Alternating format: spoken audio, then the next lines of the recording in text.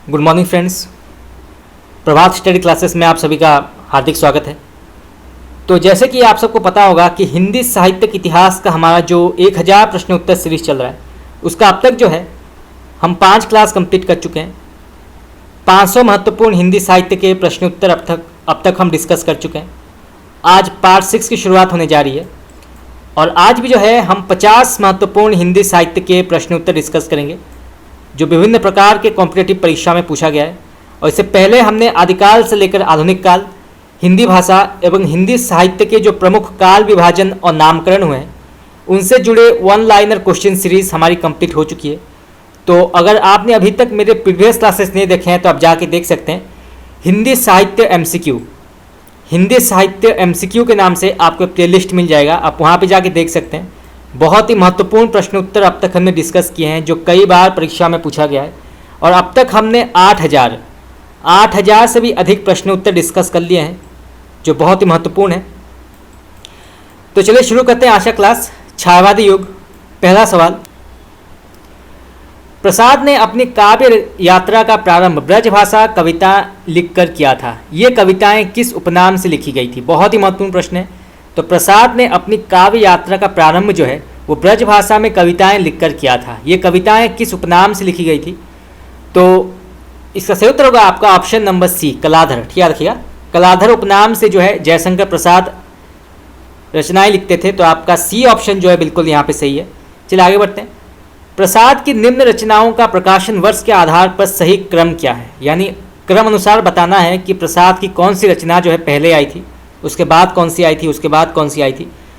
तो इसका सही उत्तर होगा आपका ऑप्शन नंबर बी, पहले आया था शोकोच्चवास। ठीक याद रखिएगा, शोकोच्चवास, फिर करुणालय, झरना और फिर कामायनी। तो आपका बी ऑप्शन जो है बिल्कुल यहाँ पे सही है।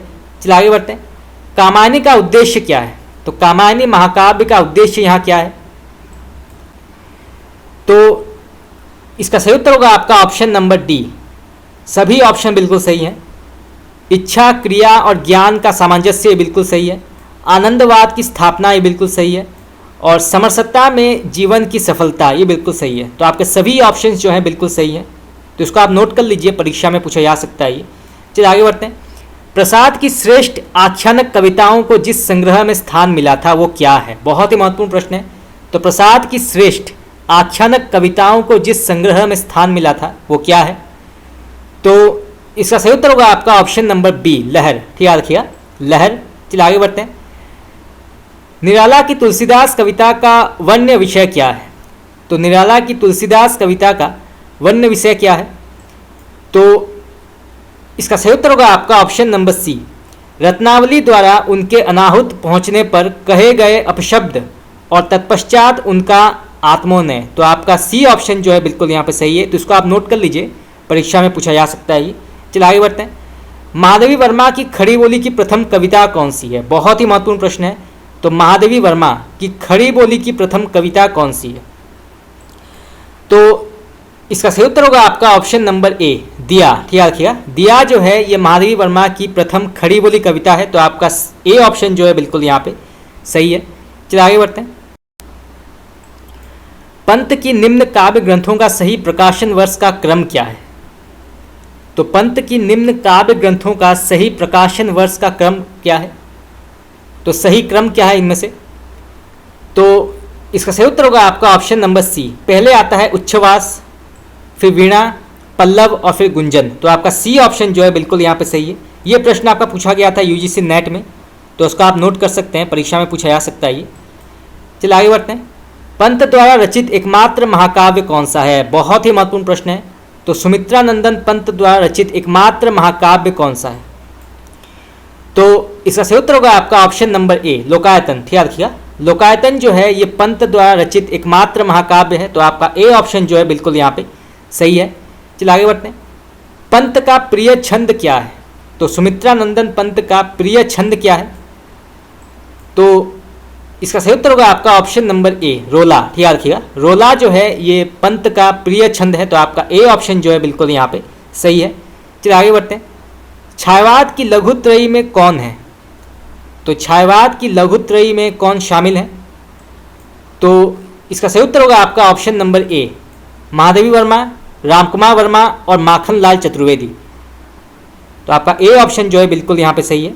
तो महादेवी वर्मा, रामकुमार वर्मा और माखनलाल चतुर्वेदी जो हैं ये छायावाद की लघुत्रयी में शामिल हैं। तो आपका ए ऑप्शन जो है बिल्कुल यहाँ पे सही होगा।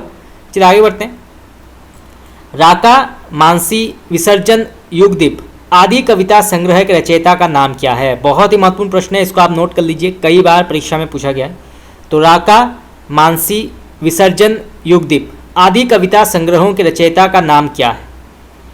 तो इसका सही उत्तर होगा आपका ऑप्शन नंबर ए, उदय शंकर भट्ट। ठीक है, रखिएगा उदय शंकर भट्ट। तो आपका ए ऑप्शन जो है बिल्कुल यहाँ पे सही है। चलिए आगे बढ़ते हैं। अनुभूति और अतध्वनि किस पर्वतीय छायावादी कवि के काव्य संग्रह हैं? तो अनुभूति और अतध्वनि जो है ये किस पर्वतीय छायावादी कवि के काव्य संग्रह हैं? तो इसका सही उत्तर होगा आपका ऑप्शन नंबर ए, जनार्दन प्रसाद झा। ठीक है, रखिएगा जनार्दन प्रसाद झा। तो आपका ए ऑप्शन जो है बिल्कुल यहाँ पे सही है। चलिए आगे बढ़ते हैं। नीरजा के लिए महादेवी जी को कौन सा पुरस्कार प्राप्त हुआ था? बहुत ही महत्वपूर्ण प्रश्न है। तो नीरजा के लिए महादेवी जी को कौन सा पुरस्कार जो है वो प्राप्त हुआ था? तो इसका सही उत्तर होगा आपका ऑप्शन नंबर सी। चलिए आगे बढ़ते हैं। पंत ने गुंजित अली किसे कहा है? इसको आप नोट कर लीजिए, कई बार परीक्षा में पूछा गया है। तो पंत ने गुंजित अली किसे कहा है? तो इसका सही उत्तर होगा आपका ऑप्शन नंबर ए, एकांत। ठीक है, रखिएगा एकांत को कहा है। तो आपका ए ऑप्शन बिल्कुल यहाँ पे सही है। चलिए आगे बढ़ते हैं। किस आलोचक ने छायावाद का प्रवर्तक कवि जयशंकर प्रसाद को स्वीकार किया है? बहुत ही महत्वपूर्ण प्रश्न है। तो किस आलोचक ने जो है छायावाद का प्रवर्तक कवि जयशंकर प्रसाद को स्वीकार किया है? तो इसका सही उत्तर होगा आपका option number C, Ilachand Joshi. ठीक है, रखिएगा इलाचंद जोशी ने जो है छायावाद का प्रवर्तक जयशंकर प्रसाद को स्वीकार किया है। तो आपका सी ऑप्शन बिल्कुल यहाँ पे सही है। चलिए आगे बढ़ते हैं। किसने छायावाद नाम का उद्घोष सर्वप्रथम किया था? बहुत ही महत्वपूर्ण प्रश्न है। तो किसने जो है छायावाद नाम का उद्घोष जो है सर्वप्रथम किया था? तो इसका सही उत्तर होगा आपका option number D, Mukutdhar Pandey. ठीक है, रखिएगा मुकुटधर पांडेय ने जो है सर्वप्रथम छायावाद नाम का उद्घोष किया था। तो आपका डी ऑप्शन जो है बिल्कुल यहाँ पे सही है। चलिए आगे बढ़ते हैं। किस विद्वान आलोचक ने छायावाद की सर्वप्रथम मनोवैज्ञानिक आलोचना की थी? बहुत ही महत्वपूर्ण प्रश्न है। तो किस विद्वान आलोचक ने जो है छायावाद की सर्वप्रथम मनोवैज्ञानिक आलोचना की थी? तो इसका सही उत्तर होगा आपका ऑप्शन नंबर ए, डॉक्टर नगेंद्र। ठीक है, रखिएगा डॉक्टर नगेंद्र ने जो है छायावाद की सर्वप्रथम मनोवैज्ञानिक आलोचना की थी। तो आपका ए ऑप्शन जो है बिल्कुल यहाँ पे सही है। चलिए आगे बढ़ते हैं। सुमित्रा नंदन पंत छायावाद के प्रवर्तक हैं, ये कथन किसका है? बहुत ही महत्वपूर्ण प्रश्न है। तो सुमित्रा नंदन पंत छायावाद के प्रवर्तक हैं, ये किसने कहा है? तो पहले हमने पढ़ा कि जयशंकर प्रसाद जो है वो छायावाद के प्रवर्तक हैं, ये कहा था इलाचंद जोशी ने। अब पूछा गया है कि सुमित्रा नंदन पंत छायावाद के प्रवर्तक हैं, ये किसने कहा है? तो ये कहा है नंदू दुलारे वाजपेयी ने। ठीक है, रखिएगा नंदू दुलारे वाजपेयी। तो आपका डी ऑप्शन जो है बिल्कुल यहाँ पे सही है। चलिए आगे बढ़ते हैं। कौन सा कवि स्वच्छंदतावाद की काव्यधारा के अंतर्गत आता है? बहुत ही महत्वपूर्ण प्रश्न है। तो कौन सा कवि जो है वो स्वच्छंदतावाद की काव्यधारा के अंतर्गत आता है? तो इसका सही उत्तर होगा आपका ऑप्शन नंबर ए, रूप नारायण पांडे। ठीक है, रखिएगा रूप नारायण पांडे जो हैं ये स्वच्छंदतावाद की काव्यधारा के अंतर्गत आते हैं। तो आपका ए ऑप्शन जो है बिल्कुल यहाँ पे सही है। चलिए आगे बढ़ते हैं। छायावादी काव्य की सबसे बड़ी कलात्मक विशेषता क्या है? बहुत ही महत्वपूर्ण प्रश्न है ये। तो छायावादी काव्य की सबसे बड़ी कलात्मक विशेषता क्या है? तो इसका सही उत्तर होगा आपका ऑप्शन नंबर सी, व्यंजना सौंदर्य। ठीक है, रखिएगा व्यंजना सौंदर्य जो है ये छायावादी काव्य की सबसे बड़ी कलात्मक विशेषता है। तो आपका सी ऑप्शन जो है बिल्कुल यहाँ पे सही है। चलिए आगे बढ़ते हैं। छायावाद के प्रमुख कवियों में से किसमें गीतों की मधुर वेदना की मर्माभिव्यक्ति अधिक है? बहुत ही महत्वपूर्ण प्रश्न है। तो छायावाद के प्रमुख कवियों में से किसमें गीतों की मधुर वेदना की मर्माभिव्यक्ति अधिक है? तो इसका सही उत्तर होगा आपका option number C, Mahadevi Verma. ठीक है, रखिएगा महादेवी वर्मा। तो आपका सी ऑप्शन बिल्कुल यहाँ पे सही है। चलिए आगे बढ़ते हैं। कौन सी रचना प्रसाद के ब्रजभाषा काव्य के अंतर्गत नहीं आती है? बहुत ही महत्वपूर्ण प्रश्न है ये। तो कौन सी रचना जो है प्रसाद के ब्रजभाषा काव्य के अंतर्गत नहीं आती है? तो इसका सही उत्तर होगा आपका ऑप्शन नंबर ए, लहर। याद रखिएगा, लहर। चलिए आगे बढ़ते हैं। प्रसाद की प्रथम प्रभात कविता किस संग्रह में संकलित है? बहुत ही महत्वपूर्ण प्रश्न है ये। तो प्रसाद की प्रथम प्रभात कविता जो है किस संग्रह में संकलित है? तो इसका सही उत्तर होगा आपका ऑप्शन नंबर डी, प्रेम पथिक। याद रखिएगा, प्रेम पथिक में जो है प्रसाद की प्रथम प्रभात कविता जो है संकलित है। तो आपका डी ऑप्शन बिल्कुल यहाँ पे सही है। चलिए आगे बढ़ते हैं। छायावाद की समाप्ति किस काव्य से मानी जाती है? बहुत ही महत्वपूर्ण प्रश्न है ये। तो छायावाद की समाप्ति जो है किस काव्य से मानी जाती है? तो इसका सही उत्तर होगा आपका ऑप्शन नंबर डी, कामायनी। याद रखिएगा, कामायनी महाकाव्य से जो है छायावाद की समाप्ति मानी जाती है। तो आपका डी ऑप्शन बिल्कुल यहाँ पे सही है। चलिए आगे बढ़ते हैं। पंत की अभिव्यक्ति का सर्वप्रथम माध्यम क्या रहा है? बहुत ही महत्वपूर्ण प्रश्न है। तो सुमित्रानंदन पंत की अभिव्यक्ति का सर्वप्रथम माध्यम क्या रहा है? तो इसका सही उत्तर होगा आपका ऑप्शन नंबर सी, गीत काव्य। याद रखिएगा, गीत काव्य जो है ये सुमित्रानंदन पंत की सर्वप्रथम अभिव्यक्ति माध्यम है। तो आपका सी ऑप्शन बिल्कुल यहाँ पे सही है। चलिए आगे बढ़ते हैं। निम्नलिखित में से कौन छायावादी कवि शुद्ध रहस्यवादी है? बहुत ही महत्वपूर्ण प्रश्न है। तो निम्नलिखित में से कौन छायावादी कवि जो है शुद्ध रहस्यवादी है? तो इसका सही उत्तर होगा आपका ऑप्शन नंबर ए, महादेवी वर्मा। याद रखिएगा, महादेवी वर्मा जो हैं ये छायावादी कवयित्री मानी जाती हैं जो कि शुद्ध रहस्यवादी हैं। तो आपका ए ऑप्शन जो है बिल्कुल यहाँ पे सही है। चलिए आगे बढ़ते हैं। निराला की कौन सी रचना जो है व्यक्तिपरक है? बहुत ही महत्वपूर्ण प्रश्न है। तो निराला की कौन सी रचना जो है वो व्यक्तिपरक है? तो इसका सही उत्तर होगा आपका ऑप्शन नंबर बी, सरोज स्मृति। याद रखिएगा, सरोज स्मृति जो है ये निराला की व्यक्तिपरक रचना है। तो आपका बी ऑप्शन बिल्कुल यहाँ पे सही है। चलिए आगे बढ़ते हैं। निराला का आत्मान्वेषण संबंधी काव्य ग्रंथ कौन सा है? बहुत ही महत्वपूर्ण प्रश्न है ये। तो निराला का आत्मान्वेषण संबंधी काव्य ग्रंथ कौन सा है? तो इसका सही उत्तर होगा आपका ऑप्शन नंबर ए, राम की शक्ति पूजा। याद रखिएगा, राम की शक्ति पूजा जो है ये निराला का आत्मान्वेषण काव्य ग्रंथ है। तो आपका ए ऑप्शन बिल्कुल यहाँ पे सही है। चलिए आगे बढ़ते हैं। महादेवी वर्मा की रचनाओं पर किस दर्शन का प्रभाव मिलता है? बहुत ही महत्वपूर्ण प्रश्न है। तो महादेवी वर्मा की रचनाओं पर किस दर्शन का प्रभाव मिलता है?